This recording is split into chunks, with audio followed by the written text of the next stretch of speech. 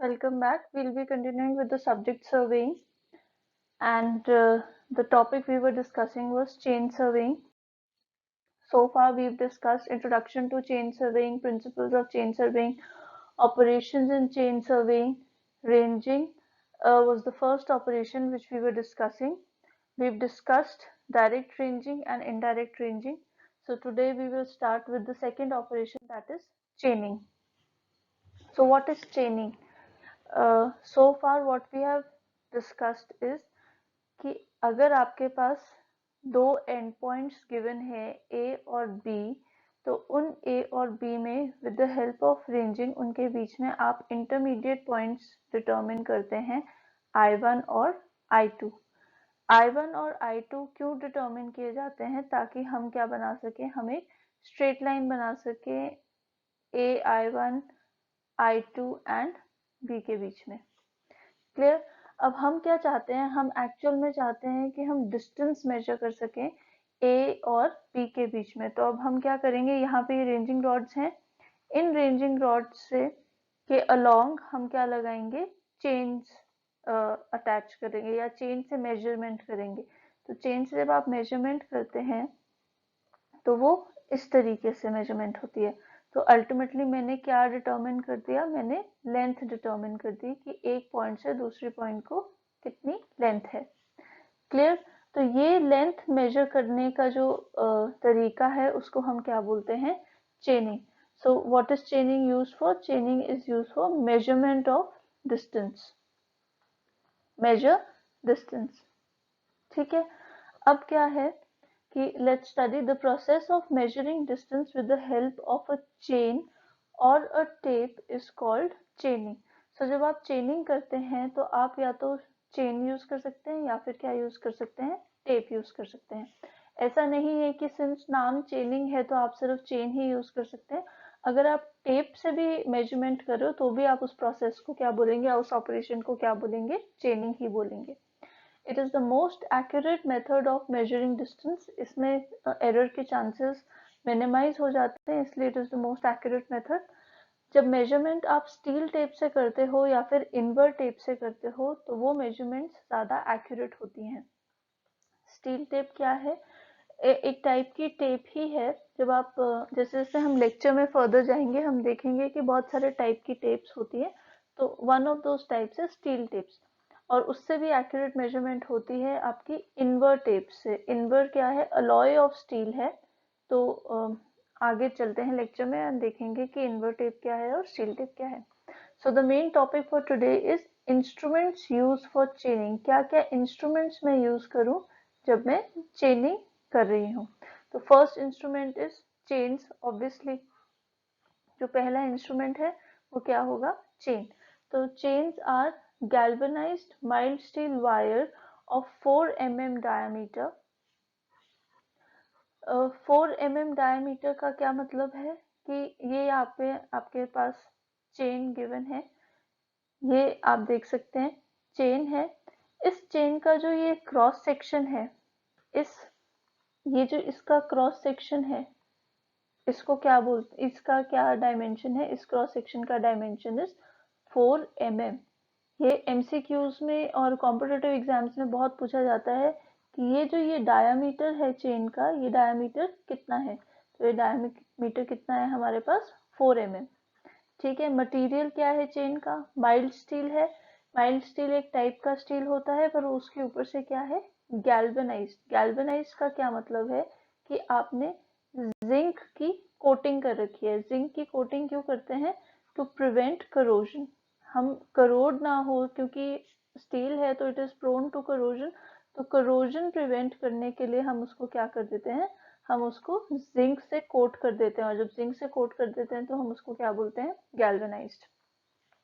The chain consist of a fixed number of pieces known as links. अब links क्या है, ये वाला पार्ट आपको दिखाई दे रहा है, दिस पार्ट, ये एक जो ये पार्ट है इसको क्या बोलते हैं, हम लिंक बोलते हैं। ये क्योंकि बिल्कुल एंड है, एंड का है, तो इसको क्या बोल दिया, एंड लिंक बोल दिया। और ये इंटरमीडिएट लिंक है तो इसको क्या बोल दिया हमने, सिंपली लिंक। ये लिंक क्यों इम्पोर्टेंट है, यहाँ पे अगर आप देखेंगे तो यहाँ पे एक इंडिविजुअल लिंक दिखाया है, हर लिंक के एज पे एक हुक है, इस साइड भी एक हुक है और इस साइड भी एक हुक है। Clear.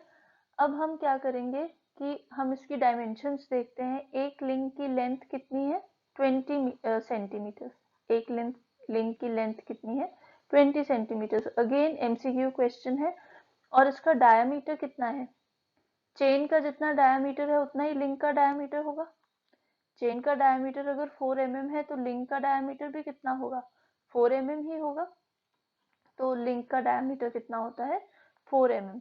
So the end of each link is bent into a loop and connected together by means of oval or circular rings। अभी oval और circular rings क्या है, यहाँ पे हम देख सकते हैं कि या तो रिंग ओवल होगी या फिर रिंग क्या होगी, सर्कुलर होगी। अब हम कौन से पार्ट की बात कर रहे हैं, हम इस पार्ट की बात कर रहे हैं। यहाँ पे आप देख सकते हैं कि एक लिंक एंड हो रहा है यहाँ पे, एक लिंक एंड हो रहा है यहाँ पे।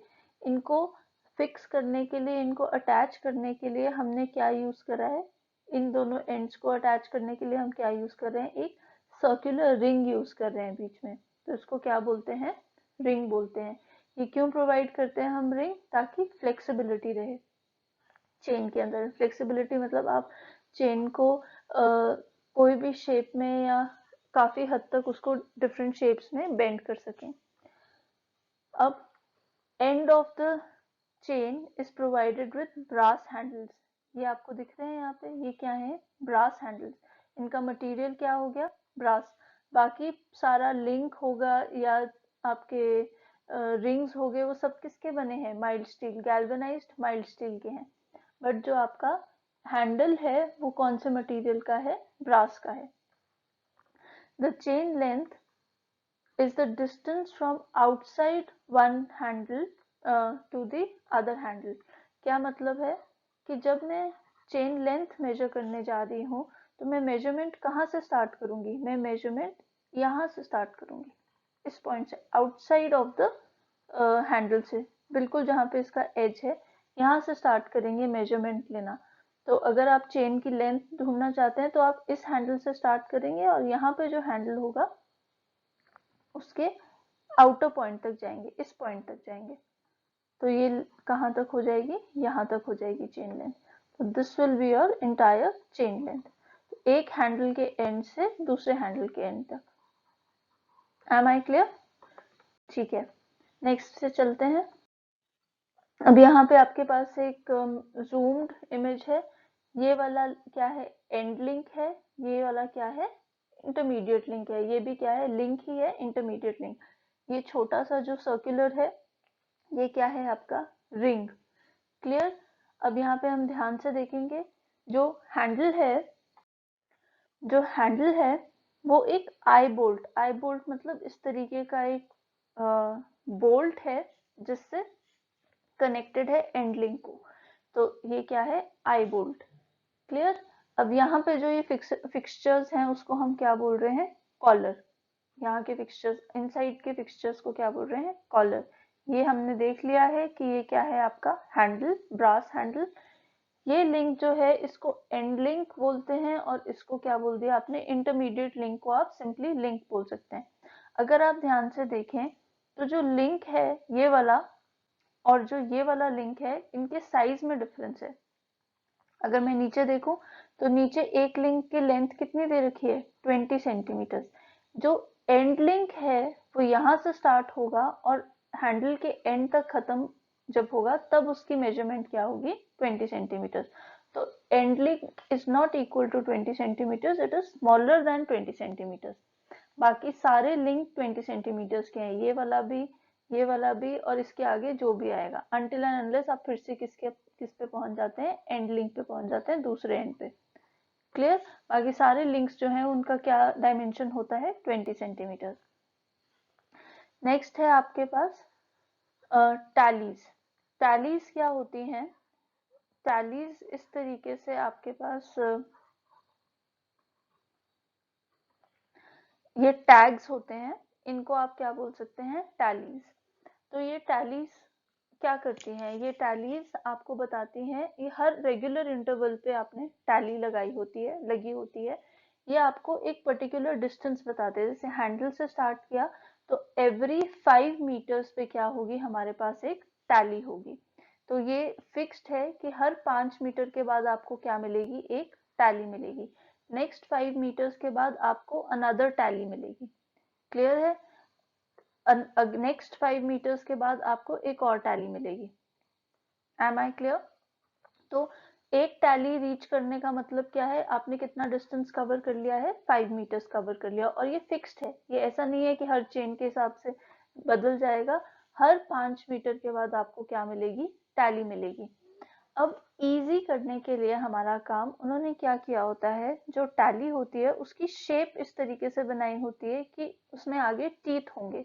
अगर जो टीथ हैं वो इस तरीके से हैं कि आपको एक टीथ दिखाई दे रहा है, एक टूथ दिखाई दे रहा है, ठीक है, तो वो क्या हो जाएगा आपकी, कितना कौन सी टैली है, फर्स्ट टैली है, मतलब डिस्टेंस कितना हो गया है, 5 मीटर्स। जब आप नेक्स्ट जाएंगे, नेक्स्ट 5 मीटर्स कवर करेंगे, जब आप नेक्स्ट 5 मीटर्स कवर करेंगे तो आपके पास एक और टैली होगी। उस टैली में कितने टीथ होंगे, उस टैली में 2 टीथ होंगे। 2 टीथ बताने का क्या मतलब है कि ये कौन सी टैली है, ये सेकंड टैली है। जब आप आगे चले जाएंगे और 5 मीटर्स तो आपको एक और टैली मिलेगी, उसमें कितने टीथ होंगे, उसमें 3 टीथ होंगे। 3 टीथ का क्या मतलब है कि थर्ड टैली है। तो आप अगर कभी कंफ्यूज हो जाएं तो आप क्या कर सकते हैं, आप नंबर ऑफ टीथ काउंट कर सकते हैं टैली के, और आपको उससे पता चल जाएगा कि ये फर्स्ट टैली है, ये सेकंड टैली है, या फिर ये थर्ड टैली है। Am I clear? तो जब भी आप टैलीज को देखेंगे तो टैलीज का एक तो डिस्टेंस फिक्स्ड है 5 मीटर्स का, दूसरा उनका जो डिजाइन है वो इस तरीके से बनाया गया है कि आपको पता चल जाए कि कौन सी टैली फर्स्ट है, कौन सी सेकंड है और कौन सी थर्ड है, and so on. Am I clear? ठीक है, तो नेक्स्ट चलते हैं। नेक्स्ट है हमारे पास kinds of chains. So there are 2 types of chains. One is metric chain and the other one is non-metric chain. तो ये मेजर क्लासिफिकेशन है चेन्स की, मेट्रिक चेन और नॉन मेट्रिक चेन। तो मेट्रिक चेन से समझ आ रहा है, मेट्रिक मीन्स ये कौन सा सिस्टम फॉलो करता होगा, एसआई सिस्टम फॉलो करता होगा या फिर मेट्रिक सिस्टम फॉलो करता होगा। ये किस में मेजर करता होगा, ये मेजर करता है मीटर्स में, तो इसलिए इसका नाम क्या हो गया, मेट्रिक चेन। अगर किसी और यूनिट ऑफ लेंथ में मेजर करता है तो उसको क्या बोल दिया हमने, नॉन मेट्रिक चेन। मतलब ये मीटर्स को फॉलो नहीं करेगा, ये वाला किसको फॉलो करेगा, हमेशा मीटर्स को फॉलो करेगा। एक जो चेन होती है वो जनरली कितने, उसकी डायमेंशन क्या होती है, 20 मीटर्स या 30 मीटर्स के बीच में होती है। सो और भी ज्यादा कोई और डायमेंशन की चेन भी हो सकती है, डिपेंड करता है। तो जनरली स्पीकिंग क्या डायमेंशंस होती है चेन की, 20 मीटर्स एंड 30 मीटर्स। अभी ISI हमारे को ये रेकमेंड करती है। Next is metric chains. Metric chains अभी जैसे मैंने आपको बताया क्या डायमेंशंस है, 20 मीटर्स और 30 मीटर्स। मेट्रिक सिस्टम को फॉलो करती है, मतलब क्या डायमेंशन होगी उसकी, मीटर्स में डायमेंशन होगी। Each metre length is divided into 5 links. ये इंपॉर्टेंट है, कितने लिंक हैं हर मीटर का, 5 लिंक। कैसे 5 लिंक, हमने अभी बताया था, 1 मीटर कितने सेंटीमीटर, एक लिंक कितने डायमेंशन का है, 20 सेंटीमीटर का है। 1 मीटर में कितने सेंटीमीटर होते हैं, 100 सेंटीमीटर होते हैं। 100 सेंटीमीटर होते हैं तो 1 मीटर में कितने लिंक आ जाएंगे ऑटोमेटिकली, एक लिंक की डायमेंशन 20 है तो 20 into 5, 20 into 5 is equal to 100 होता है। तो ऑटोमेटिकली हमारे पास कितने लिंक्स आ गए, 5 link, 5 links. Am I clear? तो एक चेन में, 1 मीटर में कितने लिंक्स आएंगे, 5 लिंक आएंगे। Next is tallies are provided at every 5 metres. ये अभी हमने देखा कि हर 5 मीटर के बाद आप क्या करेंगे, टैलीज प्रोवाइड करेंगे to help counting the number of links. कैसे काउंट करेंगे हम नंबर ऑफ लिंक्स, 5 मीटर के बाद है तो आप देख सकते हैं कि उसके आगे कितने लिंक है, तो आप उसके हिसाब से क्या लगा सकते हैं, मेजरमेंट का आइडिया जनरली जो टैलीज होती है उनमें ये लेटर्स लिखे होते हैं ME और मो। तो ये आप देख सकते हैं इंस्क्राइब जब आप चेन को फिजिकली देखेंगे तो। Brass rings are provided at every 1 metre length. हर 1 मीटर लेंथ के बाद हम क्या प्रोवाइड कर देते हैं, ब्रास रिंग्स। अब ये ब्रास रिंग्स क्या इंडिकेट कर रहे हैं कि 1 मीटर का डिस्टेंस हो गया। बाकी सारे रिंग्स जो होंगे वो कौन किसके होंगे, गैल्वेनाइज्ड स्टील के होंगे, बट हर 1 मीटर के बाद वाला जो रिंग होगा वो किसका होगा, ब्रास का होगा। तो वो आपको इंडिकेट करेगा कि ये वाला पॉइंट पर कितना डिस्टेंस कवर हो गया है, 1 metre. The shapes of the tallies are different depending on their position in the chain। ये मैंने अभी आपको बताया कि उनके नंबर ऑफ टीथ क्या करेंगे, आपके टैलीज के वो वेरी करेंगे। फर्स्ट में वन टूथ होगा, और सेकंड में 2 टीथ होंगे, थर्ड में 3 टीथ होंगे। तो इस हिसाब से चलता रहेगा। Next is a groove is provided in the handle of the chain on the outside to allow the arrow to fit in। अब arrow क्या होता है, arrow एक अभी के लिए जस्ट अभी हम आगे देखेंगे arrow क्या होता है। अभी के लिए आप मान लीजिए कि arrow क्या है, stick है। अब जब आप हैंडल देखेंगे ध्यान से तो आपको यहाँ पे क्या दिखाई देगा, एक ग्रूव। आपका हैंडल ऐसा नहीं होगा, आपका हैंडल कैसा होगा, उसका एंड इस तरीके से ग्रूव्ड होगा, समहाउ इस तरीके से ग्रूव होगा। अब ये जो ये ग्रूव आपने प्रोवाइड किया है, ये ग्रूव क्यों प्रोवाइड किया है, ताकि जब मैं यहाँ पे एरो फिक्स करूं, जिसका इस ग्रूव का साइज कितना होता है, जितना एरो का ही साइज होता है। तो यहाँ से जब मैं डिस्टेंस मेजर करना शुरू करूं तो मैं डिस्टेंस कहाँ से मेजर करूं, एग्जैक्टली हैंडल के एंड से मेजर करूं। क्लियर, जैसा मैंने आपको यहाँ पे फिगर में दिखाया है कि जब आप डिस्टेंस लेने लगेंगे तो डिस्टेंस कहाँ से लेंगे, बिल्कुल हैंडल के एंड से। तो ये क्यों है, एक्यूरेसी इंक्रीज करने के लिए। इससे क्या इंक्रीज हो रहा है, एक्यूरेसी इंक्रीज हो रही है। अगर आप क्रॉस सेक्शनल, अगर आप आइसोमेट्रिक व्यू देखना चाहते हैं तो इस तरीके से होगा कि यहाँ पे आपने ये ग्रूव लगाया है, सॉरी एरो लगाया है, यहाँ पे ये एरो है, और ये आपका इस तरीके से हमने क्या फिक्स कर रखा है, हैंडल फिक्स कर रखा है। Am I clear. तो प्लान में ऐसा दिखाई देगा आपको, प्लान में ऐसा दिखाई देगा, और आइसोमेट्रिक व्यू में इस तरीके से कुछ दिखाई देगा। क्लियर। तो आपको ये ध्यान में रखना है कि क्या क्या फीचर्स हैं आपके मेट्रिक चेन के। The full length of the chain is marked on the handles. अब अगर आप हैंडल पे ध्यान से देखेंगे तो आपको लिखा होगा वहां पे 20 मीटर्स या 30 मीटर्स। तो आपको पता चल जाएगा चेन के हैंडल को पढ़ के कि ये 20 मीटर वाली चेन है कि ये 30 मीटर्स वाली चेन है। नेक्स्ट इज स्टील बैंड और बैंड चेन। अब आपने क्या करना है कि अगर आपको थोड़ा सा ज्यादा एक्यूरेट करना है, एक्यूरेसी बढ़ानी है, तो आप चेन के बजाय क्या यूज कर सकते हैं, स्टील बैंड यूज कर सकते हैं। 20 मीटर्स और 30 मीटर्स लॉन्ग होते हैं, स्टील रिबन से बने होते हैं, और उनकी विड्थ कितनी होती है, 16 mm। मतलब ये फ्लैट होंगे, फ्लैट रिबन्स होंगे इस तरीके से स्टील के, और इनकी विड्थ कितनी हो जाएगी आपके पास, 16 mm। इसके एंड में भी क्या प्रोवाइडेड होता है, ब्रास हैंडल प्रोवाइडेड होता है, और उसमें भी लिखा होता है, ग्रेजुएशंस बनी होती है। ग्रेजुएशंस का मतलब क्या है, यहाँ पे इस तरीके से जैसे आपके रूलर पे होता है वैसे इस तरीके से मार्किंग्स हो रखी होंगी कि कितना डायमेंशन है किस चीज का। Clear. Next non metric chains. Non metric chains क्या होती है, ये कंपैरिजंस आप खुद कर सकते हैं, they are not very difficult to understand, ये एज एन असाइनमेंट की जा सकती है। Next is non metric chain. तो नॉन मेट्रिक चेन क्या है, जो चेन्स मीटर्स में मेजरमेंट नहीं करती।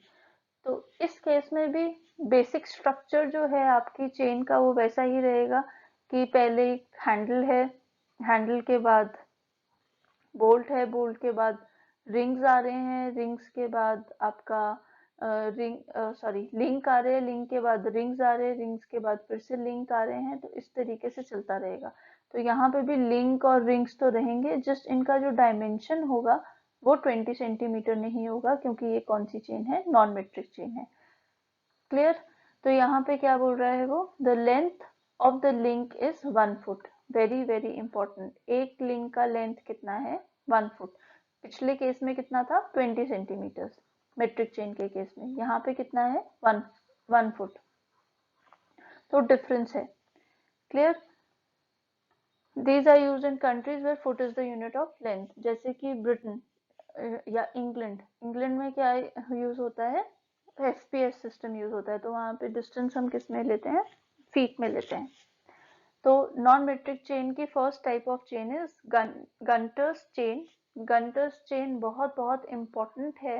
क्यों इम्पोर्टेंट है, क्योंकि ये कॉम्पिटिटिव में बहुत पूछी जाती है और MCQs में बहुत आती है। अगर आपके एग्जाम्स में MCQ एंड सेमेस्टर एग्जाम्स में MCQs आ रहे हैं, तो गंटर्स चेन आने के चांसेस बहुत हाई होते हैं। क्लियर। गंटर्स चेन क्या है, Gunter's chain it is name after the inventor. जिसने इन्वेंट किया था, किसने इन्वेंट किया था इसको, गंटर ने इन्वेंट किया था, तो इसका नाम क्या रख दिया, गंटर्स चेन। अब इसकी डायमेंशन कितनी है, इट इज 66 फीट लॉन्ग।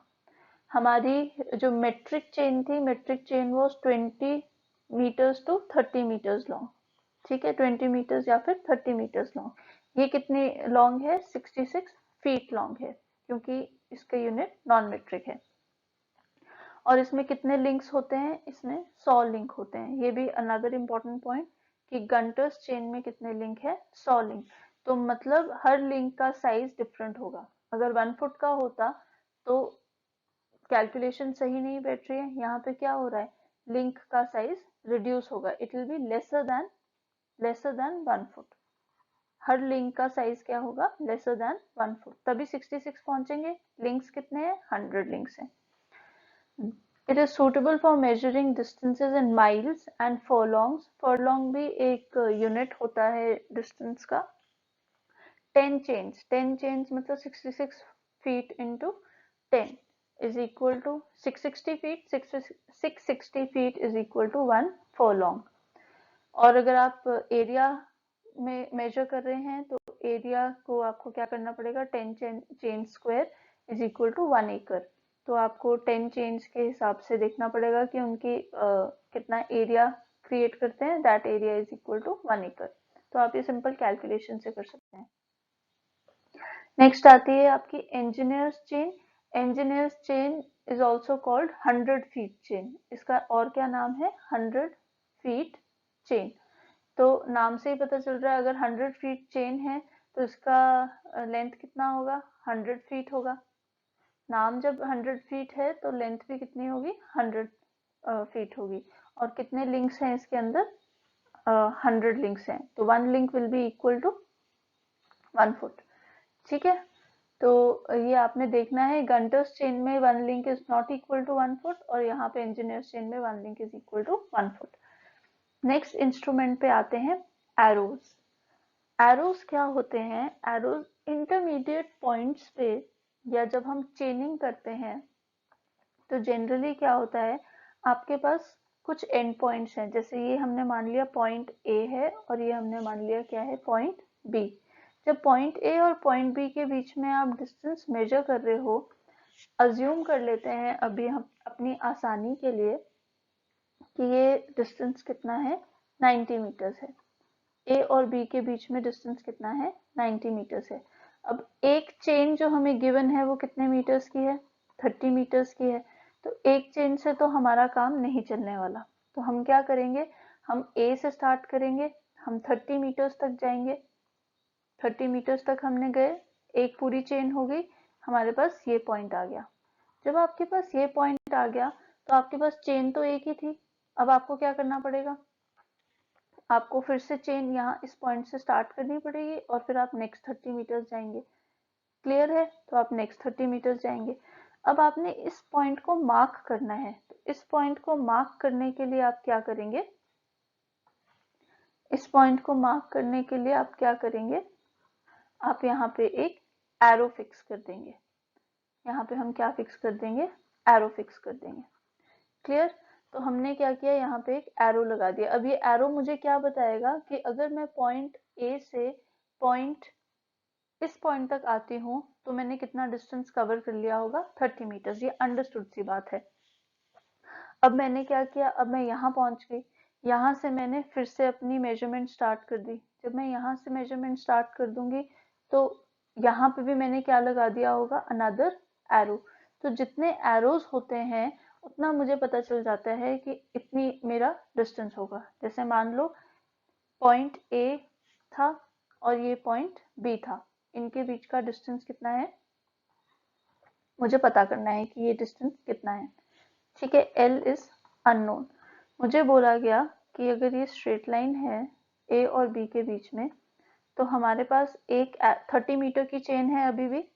एक एरो यहाँ पे है, एक एरो यहाँ पे है और एक एरो यहाँ पे है।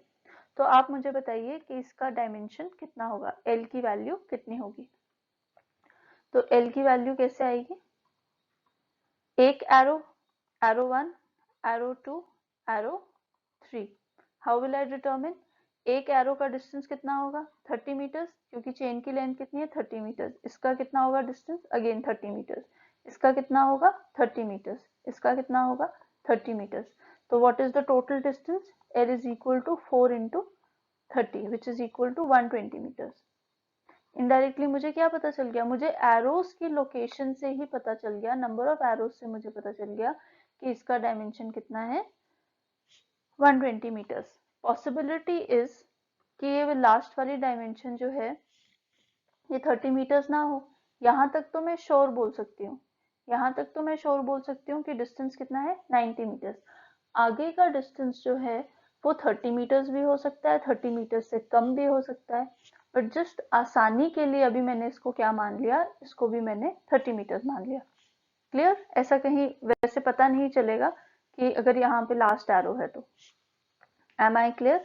तो ये जैसे जैसे हम आगे चेनिंग का प्रोसेस पढ़ेंगे वैसे मैं आपको इस लास्ट मेजरमेंट की कॉन्सेप्ट समझाऊंगी कि ये कैसे हम लेते हैं। सो एरोज देख लेते हैं क्या है।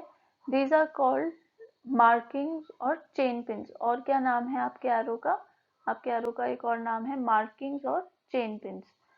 तो इसकी जो लेंथ है वो लेंथ कितनी है, 40 मीटर्स। एक एरो की लेंथ कितनी होती है, 40 मीटर्स। जैसे आप फिगर में देख सकते हैं, यहाँ पे हमें पता चल रहा है कि एक एरो की लेंथ कितनी है, 40 मीटर। ये इस तरीके से एरोज होते हैं। इनका डायामीटर कितना है, 40 मीटर्स नहीं, I am so sorry, it is 40 centimetres.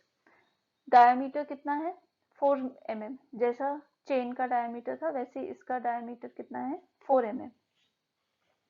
अब एरो क्या करते हैं, हम जनरली जब चलते हैं चेन सर्वेइंग के लिए तो हम कितने एरोस के साथ काम करना स्टार्ट करते हैं, 10 एरोस के साथ।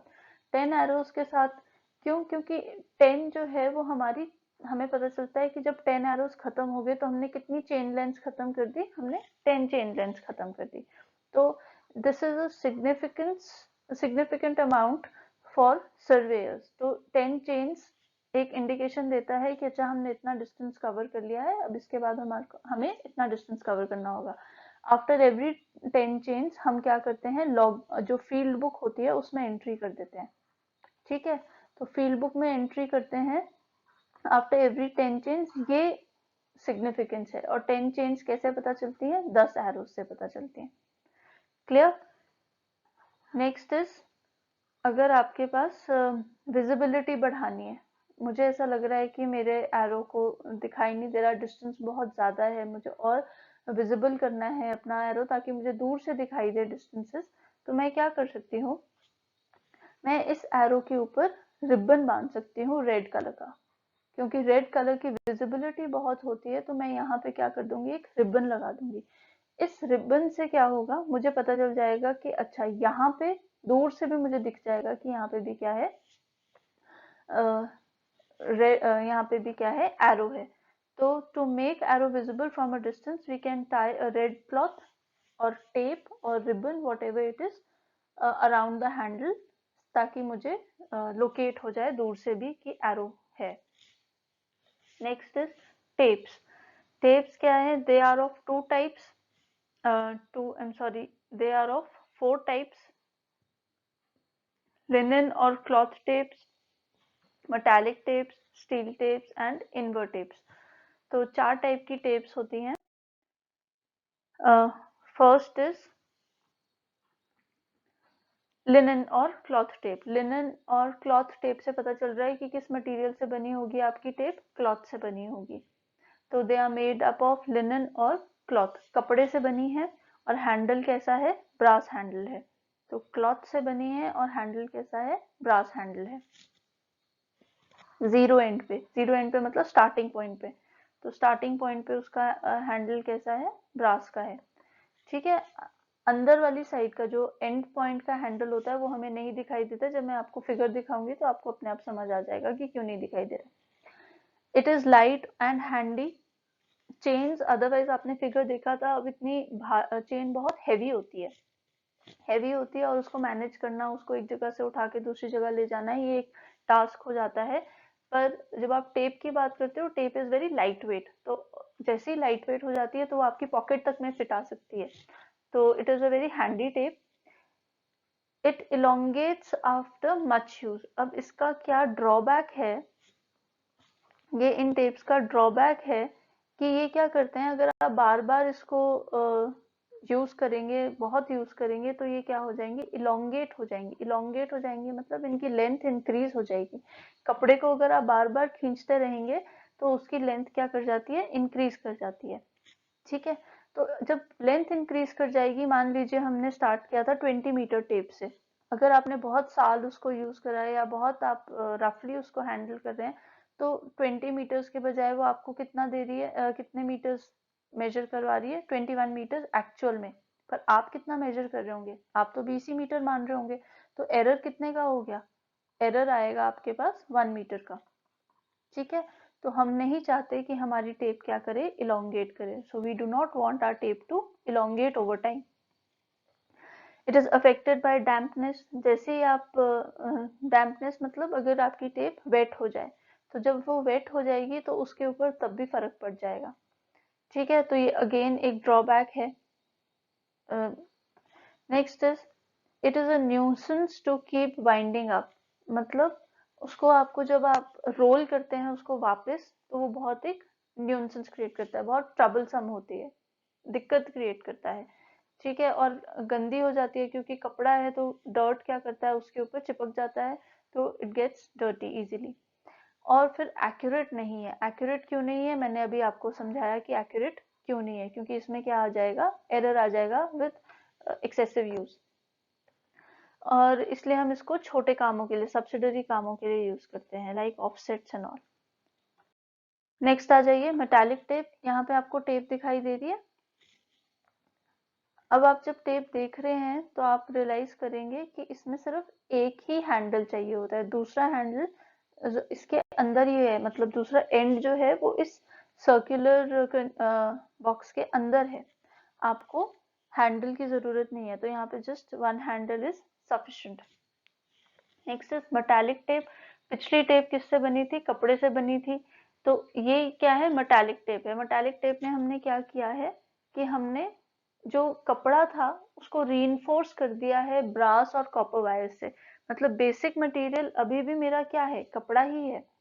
बेसिक मटेरियल तो अभी भी कपड़ा है, पर इसकी स्ट्रेंथ और फ्लेक्सिबिलिटी और ड्यूरेबिलिटी बढ़ाने के लिए मैंने क्या कर दिया है, इसमें इसमें वायर्स लगा दिए हैं। अब ये वायर्स जो हैं किसकी हैं, ब्रास और कॉपर की हैं, इसलिए इसका नाम क्या कर दिया हमने, मेटालिक टेप कर दिया।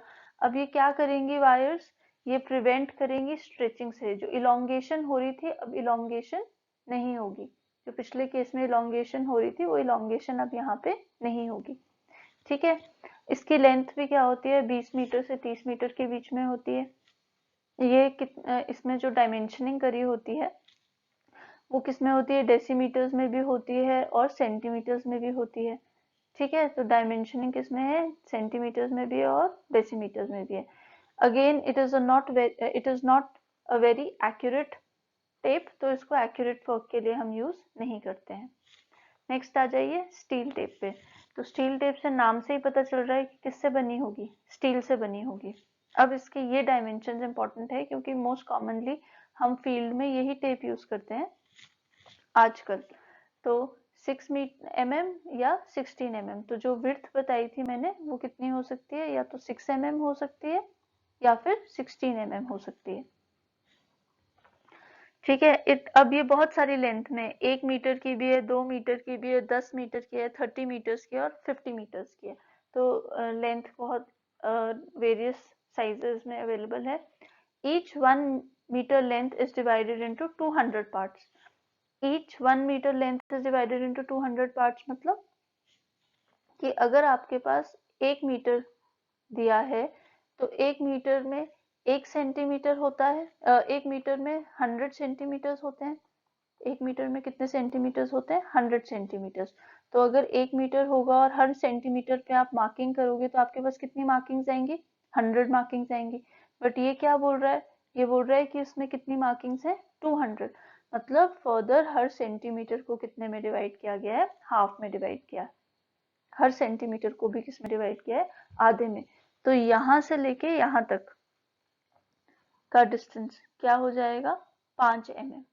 Half a centimetre is 5 mm। ठीक है। तभी कितने नंबर हुए, तभी इसकी कितने पार्ट्स हुए, 200 पार्ट हुए।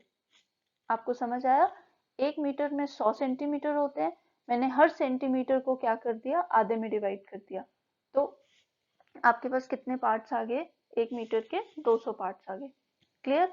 अब वो क्या बोलता है, वो कहता है कि ये तो हुई बात जो ओवरऑल टेप है, पर हमने फर्स्ट 10 सेंटीमीटर्स को, पहले 10 जो सेंटीमीटर थे उसको हमने और भी ज्यादा डिवाइड कर रखा है, किसमें, मिलीमीटर्स में।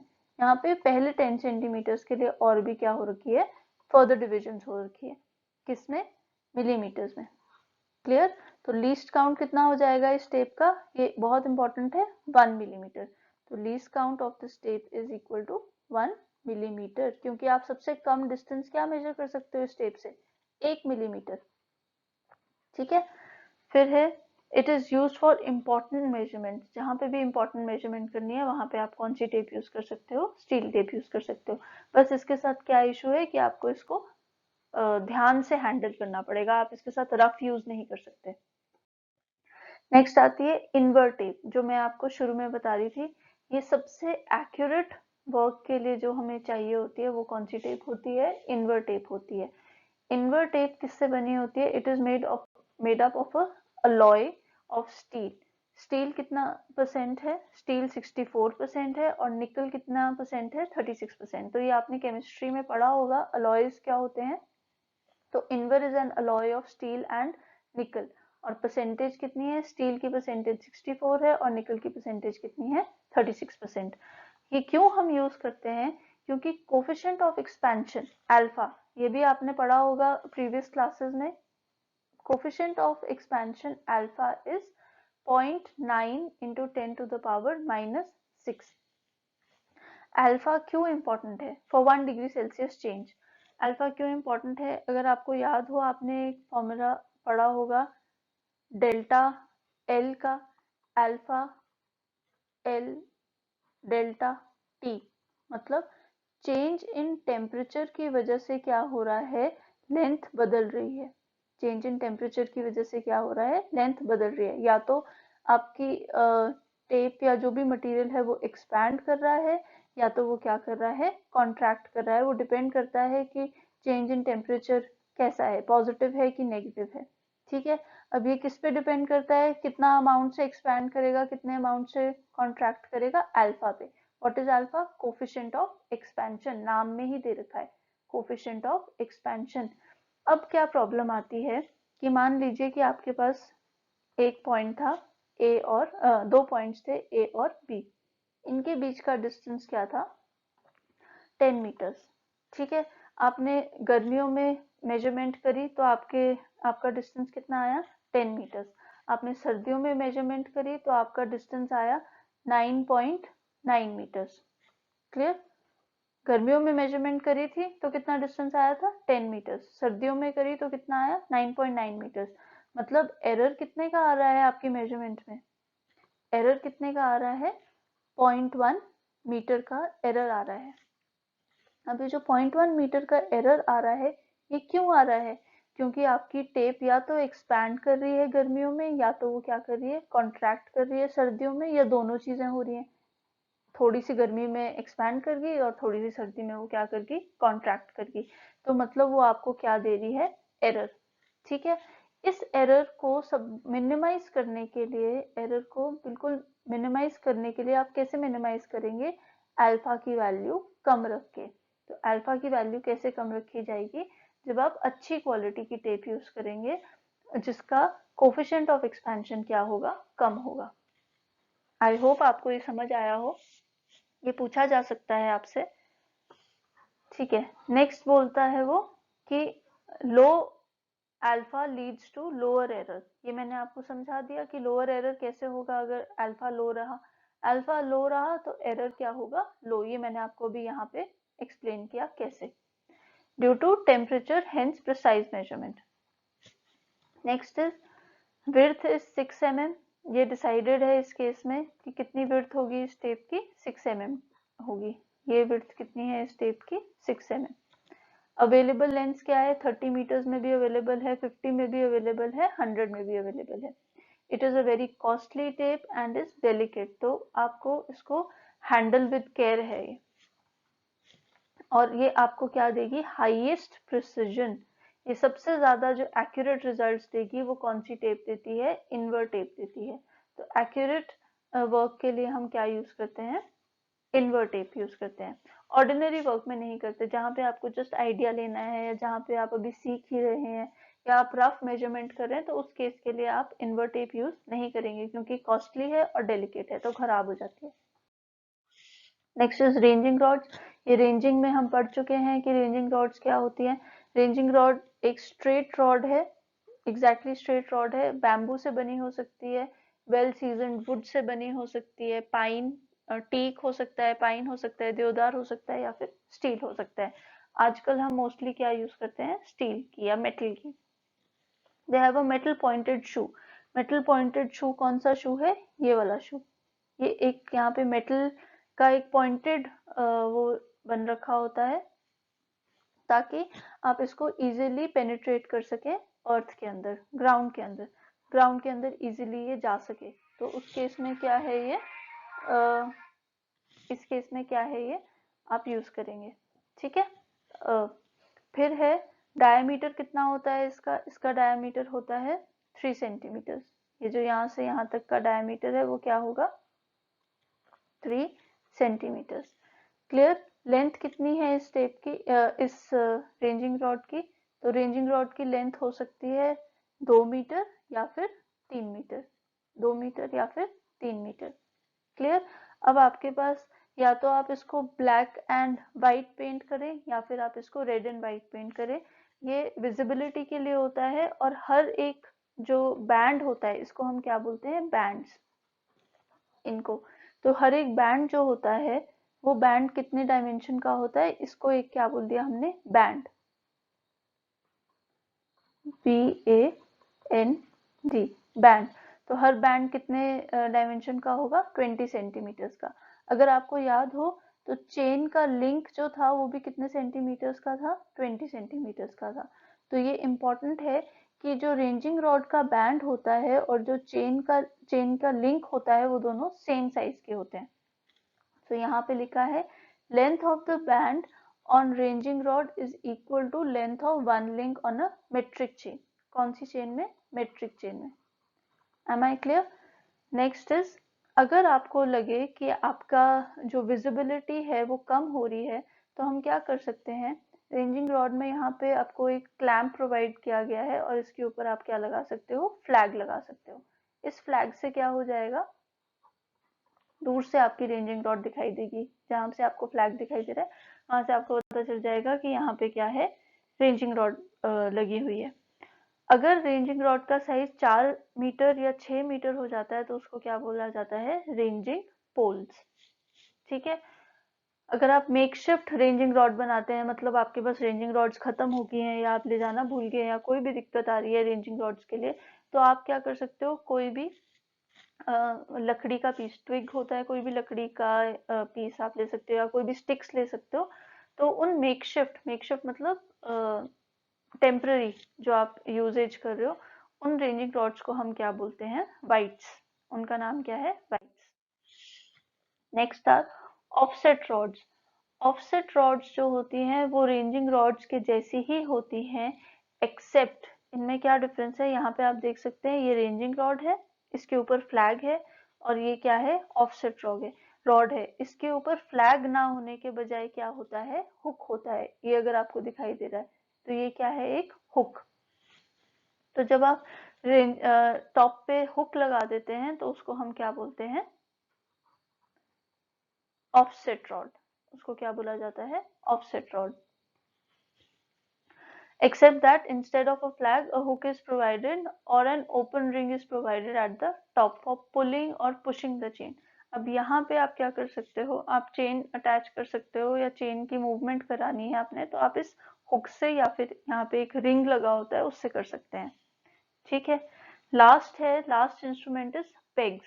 पेग्स क्या होते हैं कि मान लीजिए आपने कोई इंस्ट्रूमेंट लगाया, जब आप जैसे जैसे हम सर्वेइंग में आगे बढ़ते जाएंगे तो हम क्या पढ़ेंगे, हम स्टैंड्स के बारे में पढ़ेंगे, हम इंस्ट्रूमेंट्स के बारे में पढ़ेंगे जो हम स्टैंड पे लगाते हैं, ट्राइपॉड्स। आपने कैमराज में भी देखे होंगे, जनरली कैमराज जो वेडिंग कैमराज या वेडिंग शूट्स होती हैं उसमें भी जो इम्पोर्टेंट कैमराज होते हैं उनको ट्राइपॉड्स पे रखा होता है, स्टैंड्स पे रखा होता है, तो उसको क्या बोलते हैं, ट्राइपॉड। ठीक है। ट्राइपॉड क्यों, क्योंकि इसके 3 लेग्स हैं, 1, 2 एंड 3। इनके ऊपर जब आप इंस्ट्रूमेंट्स रख देते हैं, आप उससे फिर क्या करेंगे, साइट करेंगे, जो भी आपने ऑब्जेक्ट साइट करना है। तो हम क्या करते हैं, जो ये पॉइंट है, इस पॉइंट को क्या बोला जाता है, इंस्ट्रूमेंट स्टेशन। क्योंकि इसके ऊपर मैंने क्या रखा है, इसके ऊपर मैंने क्या रखा है, इंस्ट्रूमेंट रखा है, तो इसको क्या बोला जाएगा, इंस्ट्रूमेंट स्टेशन। ठीक है। अब इंस्ट्रूमेंट स्टेशन अगर मुझे पता करना है कि यहाँ पे इंस्ट्रूमेंट पड़ा था, तो इस पॉइंट पे मैं क्या लगा दूंगी, पेग्स लगा दूंगी। इस पॉइंट पे हम क्या लगा देंगे, पेग लगा देंगे। तो आपको इससे क्या होगा कि अगर आपको वापस भी आना है इस पॉइंट पे, तो आप पेग को लोकेट करोगे और आप उस पेग के ऊपर वर्टिकली ऊपर फिर से क्या सेटअप कर दोगे, इंस्ट्रूमेंट को सेटअप कर दोगे। तो एरोज हम लगाते हैं जब एक चेन लेंथ कंप्लीट हो जाती है, और पेग्स हम लगाते हैं जब हम इंस्ट्रूमेंट स्टेशन को मार्क कर रहे हैं। आप इंस्ट्रूमेंट स्टेशन समझ गए, एग्जैक्टली सेंटर पे, जहाँ जिसके ऊपर आपका इंस्ट्रूमेंट लोकेटेड है, तो उसको बोलते हैं हम instrument station. Rods made from hard timber और iron tapered at one end. दिख रहा है आपको कि टिम्बर से बनी है और एक एंड पे टेपरिंग हो रखी है। टेपरिंग का क्या मतलब होता है, पॉइंटेड है, पॉइंटेड एंड्स हैं, तो इसको क्या बोलते हैं हम, टेपरिंग। लेंथ कितनी है, 15 सेंटीमीटर से 60 सेंटीमीटर के बीच में है, डिपेंड करता है, वेरी कर जाता है। क्रॉस सेक्शनल एरिया, अब इसका डायमीटर नहीं दे रखा क्योंकि बहुत छोटा डायमीटर होगा, इसलिए डायरेक्टली आपको क्या दे रखा है, एरिया दे रखा है, 3 centimetre square to 5 centimetre square. And it is driven into the ground to mark the instrument station. वो मैंने आपको समझा दिया कि डायरेक्टली बिलो द इंस्ट्रूमेंट इसको प्लेस करते हैं, और इस पॉइंट को हम क्या बोल देते हैं, इंस्ट्रूमेंट स्टेशन। सो आज हमने क्या देखा इस वीडियो में, instruments used for चेनिंग। Next class में हम देखेंगे कि चेनिंग कैसे करते हैं, क्या इसका प्रोसेस है डिटेल में। Thank you.